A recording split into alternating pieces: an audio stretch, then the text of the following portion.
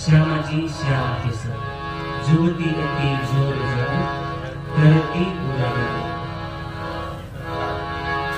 जो सुंदर साथी यहाँ बैठे हुए उनसे आग्रह है कि तालियों का जरूर साथ है, क्योंकि आपके तालियों की जो आवाज है वो हमें बल प्रदान करती है। तो आशा करता हूँ सभी लोग गाने का भी प्रयास करेंगे और ताली बजाने के लिए एकदम तैयार हो जाए। ठीक है, ठंडी का समय है, अभी घर में भी आ जाएंगे। वॉल्यूम थोड़ा और दे दीजिए।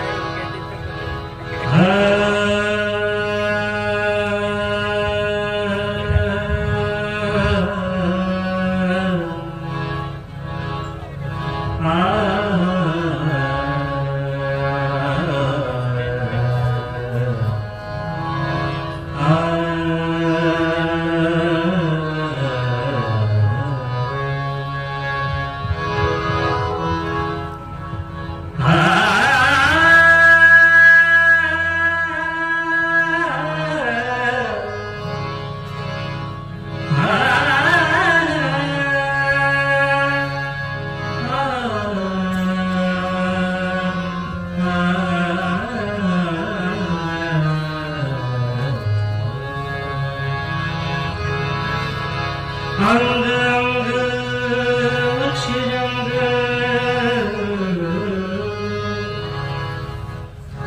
अंग अंग उच्च रंग, सखी सखी मना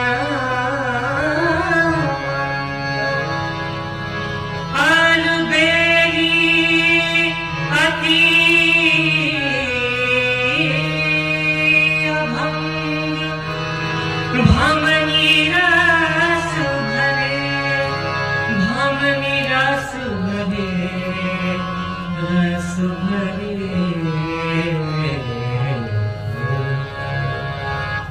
श्यामा जी श्याम के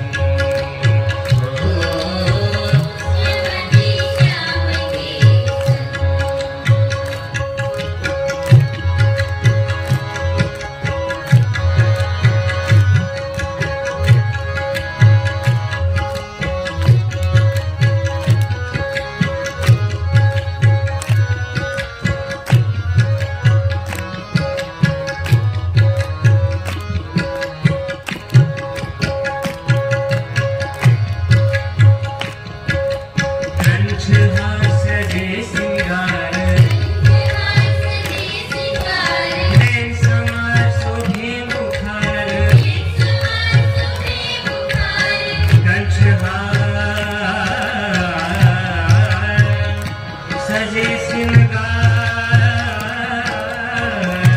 नैन समान शोभे मुखार कंच का सजे श्रृंगार नैन समान शोभे मुखार संग आधार करे बिहार संग आधार करे बिहार महामती काज सरे हो महामती काज सरे हो श्यामा जी श्याम के संग श्यामा जी श्याम के संग श्याम के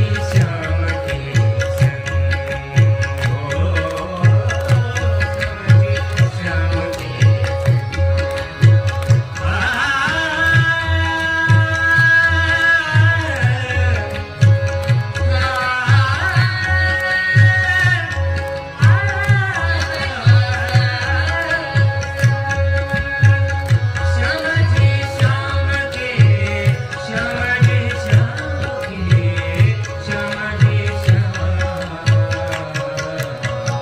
श्यामा जी श्याम के संग हो श्यामा जी श्याम के हो श्यामा जी श्याम के श्यामा जी श्याम के श्यामा जी श्याम के संग। बोले श्री प्राणनाथ प्यारे की सतगुरु महाराज की